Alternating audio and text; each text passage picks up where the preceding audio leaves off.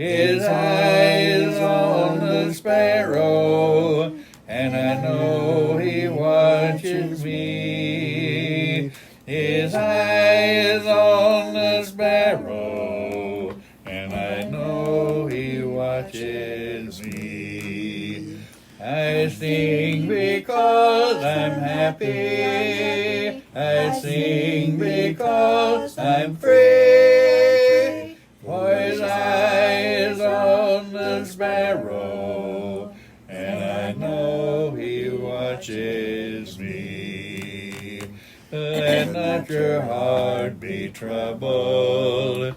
His tender word I hear, and resting on His goodness, I lose my doubts and fears. Though by the path He leadeth, but one step I may see. His eyes on the sparrow, and I know He watches me. His eyes on the sparrow, and I know He watches me. Hello, welcome to our Bible study. My name is Clint McElroy, and today we'll be in 2 Samuel chapter 4. We will be meeting today at 10 a.m. for services, so join us if you can. Masks will be available at the door for anyone who needs one. Please don't come to the auditorium if you're sick in any way, but instead stay home and enjoy the streaming service. We'll also be meeting at 9 a.m. for classes, so please join us for those if you'd care to. You're also welcome to join us at 9 a.m. to watch this class on the large screen in the auditorium. We have these English Standard Version Bibles from the World Bible School available for anyone who'd care to have one. If you'd like one, please contact our church office and we'll make arrangements to get you one. Our sick list is quite long, so please refer to our bulletin for more information.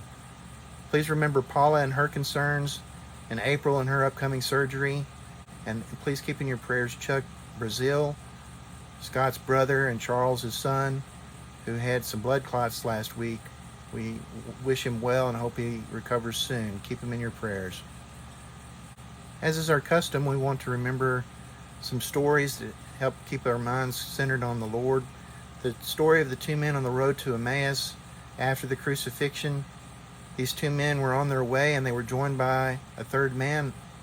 That third man turned out to be Jesus, but along the way, while he was with them, they recognized that there had been a burning in their heart. It's that burning that they had in their heart that we hope to kindle in our own hearts as we draw closer to the Lord through a study of His Word. We come to the Lord's Word to find out what righteousness is. We're called to be holy, for the Lord our God is holy in Leviticus chapter 19, and that is what we seek to do through a study of His Word. We also want to remember the admonitions of the stories of Rehoboam, Jeroboam, and the prophet that came to Jeroboam about wise guidance, wise consultation, where we go to find those who can advise us in the ways of the Lord, about following the word of the Lord precisely, doing what the Lord wants us to do according to His promise, as we find in the story of Jeroboam, and then following precisely the instructions we receive from the Lord. We learn from the story of the prophet that came to Jeroboam that he failed in a very minor, what we would consider a very minor point, in stopping on his way home to join another prophet for a meal, and that cost him his life. We want to be wary of following our own direction. We want to follow the Lord's will for us. In doing so, we can trust that the Lord will provide for our salvation. You know, a very strange thing happened to me recently. I was making some pancakes for my parents, and the instructions said to take 2 cups of the powder that was in the mix, 1.5 cups of milk, and 2 eggs, and mix them together to make the batter.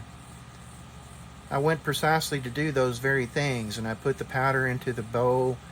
I went and got 1.5 cups of water and put it in the bowl, and I got 2 eggs and put it in the bowl. I made the pancakes, we ate them, we enjoyed them. Later, as I reflected on the process that morning, I realized that I'd put water in the bowl instead of milk. We need to take care that we do things according to the instruction of the Lord precisely. When He has told us to do something very particular, we should follow that very particular thing. and realize that we can make a mistake and never realize that we've done so because we have done according to our own will or our own thought instead of following and trusting and leaning on the Lord for direction. I hope you'll join me now as we go into this study of 2 Samuel chapter 4 and that you'll be edified and encouraged by what we find there. 2 Samuel chapter 4 from the English Standard Version. When Ishbosheth, Saul's son, heard that Abner had died at Hebron, his courage failed, and all Israel was dismayed. Now Saul's son had 2 men who were captains of raiding bands. The name of one was Benaiah, and the name of the other Rechab, sons of Rimmon, a man of Benjamin, from Beeroth, for Beeroth also is counted part of Benjamin. The Beerothites fled to Gideon and have been sojourners there to this day. Verse 4. Jonathan, the son of Saul, had a son who was crippled in his feet. He was 5 years old when the news about Saul and Jonathan came from Jezreel, and his nurse took him up and fled. And as she fled in her haste, he fell and became lame, and his name was Mephibosheth. Verse 5. Now the sons of Rimmon the Beerothite, Rechab and Baanah, set out, and about the heat of the day they came to the house of Ishbosheth as he was taking his noonday rest. And they came into the midst of the house as if to get wheat, and they stabbed him in the stomach. Then Rechab and Baanah his brother escaped. When they came into the house, as he lay on his bed in his bedroom, they struck him and put him to death, and beheaded him. They took his head and went by the way of Arabah all night, and brought the head of Ishbosheth to David at Hebron. And they said to the king, Here is the head of Ishbosheth the son of Saul, your enemy, who sought your life. The Lord has avenged my lord the king this day on Saul and on his offspring. Verse 9.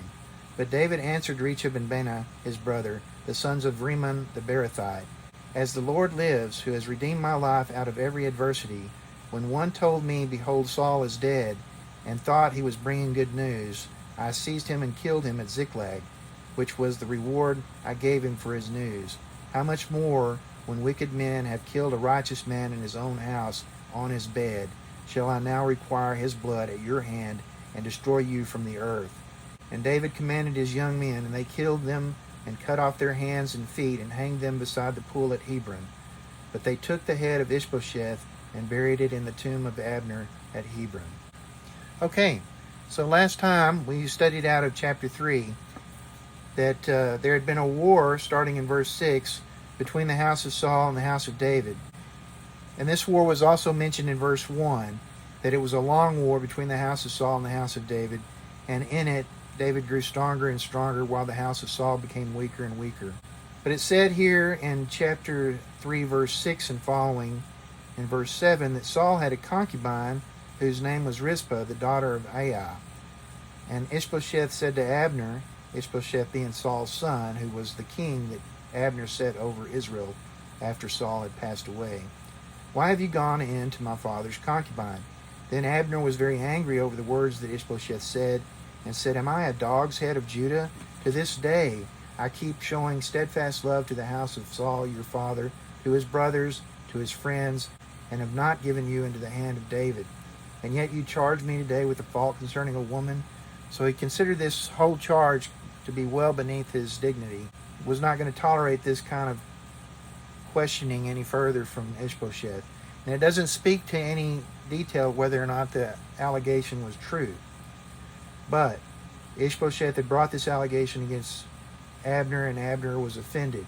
So he says in verse 9, God do so to Abner and more also, if I do not accomplish for David what the Lord has sworn to him, to transfer the kingdom from the house of Saul and set up the throne of David over Israel and over Judah from Dan to Beersheba. And Ishbosheth could not answer Abner another word because he feared him. So Ishbosheth lived in fear of Abner. Abner had, in taking Ishbosheth and setting him up over Israel, set up a puppet kingdom. In effect, he was the king, but he lived and called Ishbosheth king. So Abner sent messengers over to David in verse 12, saying, To whom does the land belong? Make your covenant with me, and behold, my hand shall be with you to bring over all Israel to you.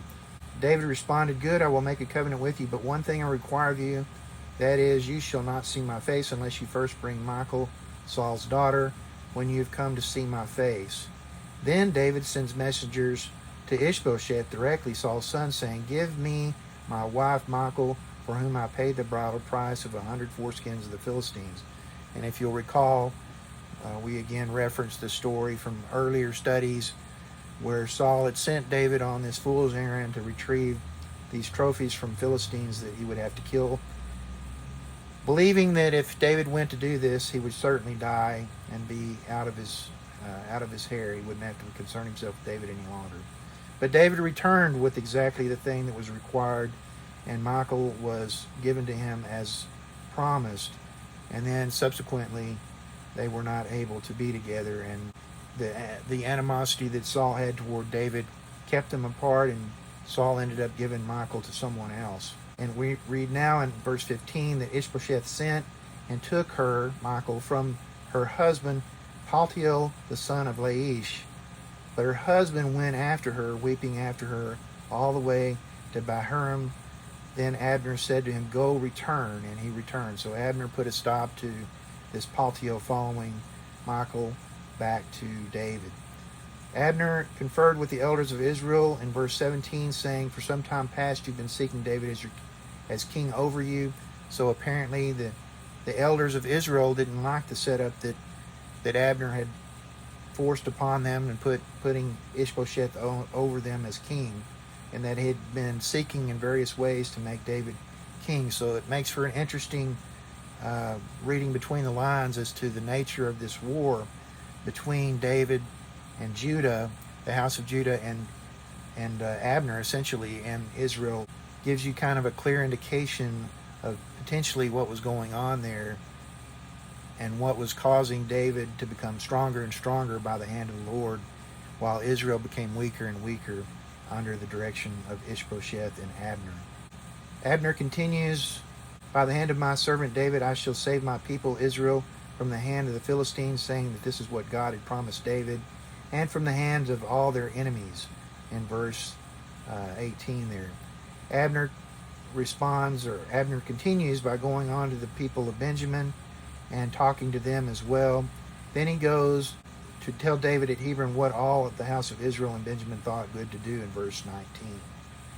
In verse 20 it says that Abner came with 20 men to David at Hebron. David made a feast for Abner and the men who were with him, and Abner said to David, "I will arise now and go gather all Israel to my lord the king, and they will make a covenant with you that you may reign over all that your heart desires." So David sent Abner away, and he went in peace. At the end of verse 21. Just as he was leaving, or just after he left, in verse 22, the servants of David arrived with Joab from a raid, bringing much spoil with them. But Abner was not with David at Hebron at this point, for he had sent him away, and he had gone in peace. It went to the trouble of repeating in verse 22.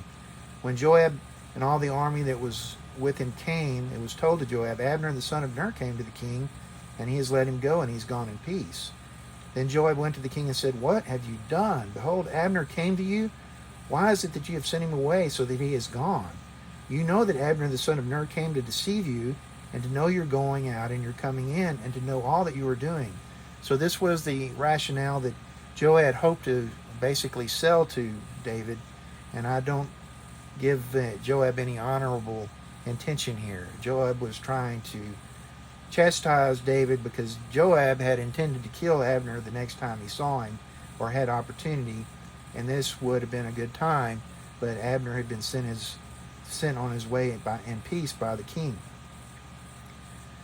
But Joab says that in fact Abner had come with these ill intentions just to spy out the nature of David's comings and goings so that he might use them against David. Then Joab leaves the presence of David and sends messengers after Abner, and they bring Abner back from the cistern of Sirah. David didn't know that Joab had done this. When Abner returned to Hebron, Joab took him aside in the midst of the gate to speak with him privately, as if to speak to him privately. And there he struck him in the stomach, and he died, for the blood of Azael his brother. Afterward, when David heard of it, he said, "I and my kingdom are forever guiltless before the Lord for the blood of Abner the son of Ner.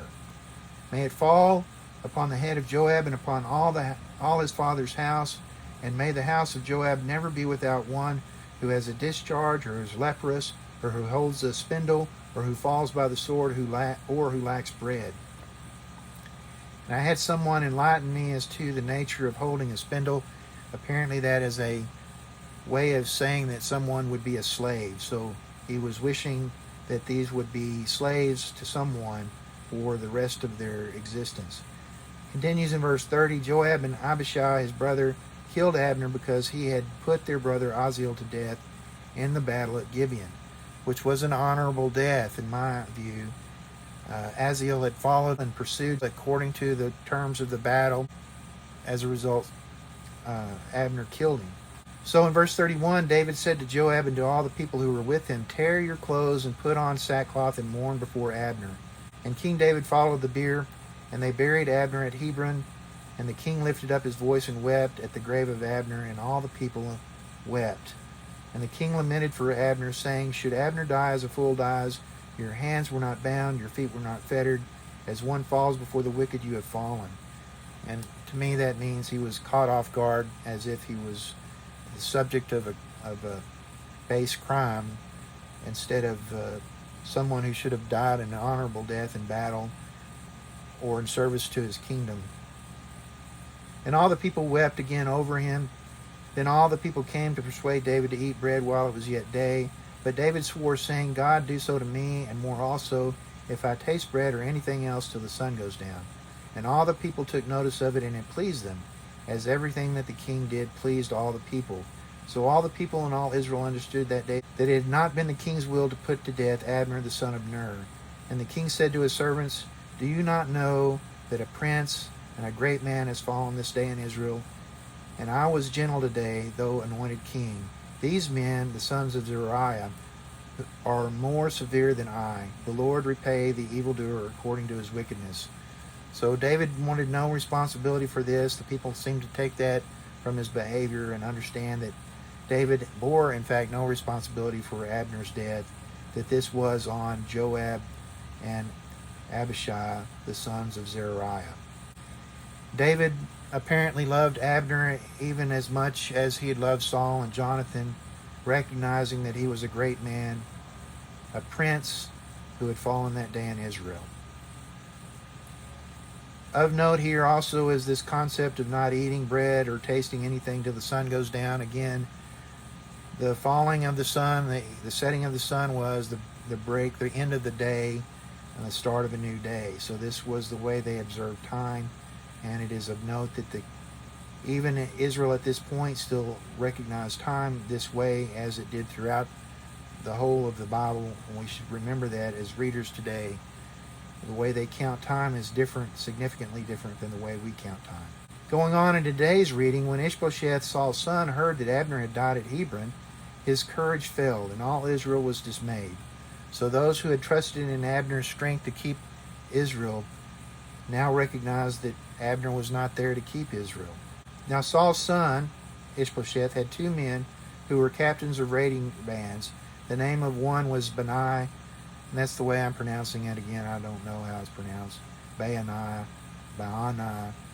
The name of the other was Rechab, the sons of Rimmon, a man of Benjamin from Beeroth. And it says that Beeroth was counted part of Benjamin because the Beerothites fled to Gideon and have been sojourners there to this day. The significance of that is lost on me. The stories of the Benjaminites are many and not that great. So if you go back and read previous books concerning the Benjaminites, you know that they had fallen into disrepute and that it was an unusual thing to find them in this honorable position of being the family of the king of Israel. But now we see that this had come to naught, and this was the end of that ruling families. So here it says Jonathan, it interjects this little passage. Jonathan had a son who was crippled in his feet, and it tells the story of Mephibosheth. Mephibosheth was 5 years old when the news of Saul and Jonathan came from Jezreel, their deaths, and his nurse took him up and fled. And she fled in haste, and he fell as a result and became lame. And it interjects that here and I don't know exactly why, because his story is separate and apart from this. But we'll read more about Mephibosheth later. Now the sons of Rimmon the Beerothite, Rechab and Baanah, set out, and about the heat of the day they came to the house of Ishbosheth, as Ishbosheth was resting. And they came into the midst of the house, in verse 6, as if to get wheat, and they stabbed him in the stomach. Then Rechab and Baanah his brother escaped. Now this is where there's a little discontinuity in the English Standard Version. It says in the footnote that there's an additional part that is not included in the main passage that it is in some other translations or source materials. But it says in the Septuagint, it says, "And behold, the doorkeeper of the house had been cleaning wheat, but she grew drowsy and slept. So Rechab and Baanah, his brothers, slipped in. So they were able to slip in because the person who was tending to the wheat had fallen asleep. And they came into the house and found Ishbosheth sleeping on his bed in his bedroom, and they struck him and killed him in his sleep and beheaded him. And then they took his head and went by way of the Arabah all night back to David at Hebron.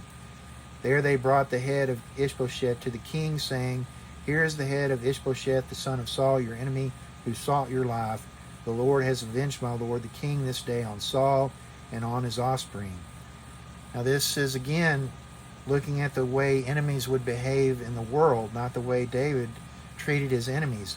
So again, reading between the lines, it would have been very interesting to see the nature of this war between David's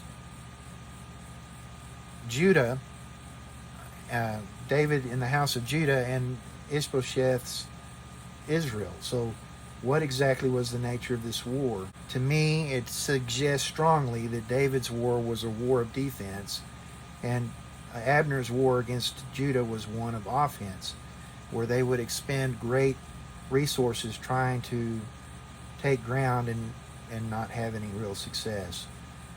But David answered Rechab and Baanah his brother in verse 9, "As the Lord lives, who has redeemed my life out of every adversity, when one told me, 'Behold, Saul is dead,' and thought he was bringing good news, I seized him and killed him at Ziklag, which was the reward I gave him for his news. How much more, when wicked men have killed a righteous man in his own house on his bed, shall I now require his blood at your hand and destroy you from the earth?" David did not hold back against those who rose up against their leaders. This was not acceptable to David. David considered Ishbosheth a legitimate ruler over Israel, and it was wrong for them to rise up against him, just as it was wrong for someone to take it upon themselves to help Saul kill himself in battle. David did not look kindly at this at all. And then he commands his men, his young men, in verse 12, and they killed these men and cut off their hands and feet and hanged them beside the pool at Hebron, where they could be seen by all of the people of Hebron. They took the head of Ishbosheth and buried it in the tomb of Abner at Hebron. It is a terrible thing to encourage separation, division among a people who should be united. It's a terrible thing to rise up against your leaders. It's a terrible thing to take it upon yourself to do those things that the Lord should take care of. We should leave these things in the hands of the Lord, trust in the Lord that He will take care of those that need to be taken care of according to His will. And He does, and He always manages to do so. And woe to those who take it upon themselves to be that measure of action against those who serve the Lord in this manner. It's a terrible, terrible thing. Terrible to see this. Terrible to see men presume this would be acceptable to David or anyone else, that it would be acceptable to kill a man in his sleep and try to take some kind of credit for bringing a trophy to David in this way. Terrible, terrible thing. Hope you found a word of encouragement in today's lesson. We will be meeting today at 10 a.m., so please join us if you can. If you're sick in any way, don't come to the auditorium, but instead stay home and enjoy the streaming service. I am going to post another meditations over Psalm 19, as suggested from Scott's sermon last week. And I think I'll be doing this continuously with some other passages that have come to my mind. The word of the Lord speaks on its own. I don't need to really add a lot of commentary every time to everything. So I will just be posting some meditations as I have opportunity. Looking forward to doing that. I hope you enjoy those as we have opportunity to do these things. God bless and have a great week.